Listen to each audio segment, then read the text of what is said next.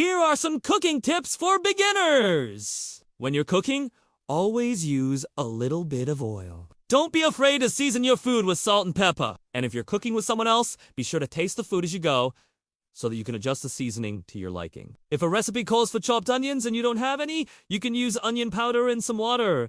For garlic, you can use garlic powder and some olive oil. If a recipe calls for you to dice the vegetables, just cut them into tiny pieces. You don't need to be super precise with your knife skills. Just do your best and move on. If you're making a sauce and it's too thick, you can always add a little bit of water or milk to thin it out. And finally, when you're done cooking, be sure to clean your knife and your cutting board. It will make your life a lot easier in the kitchen.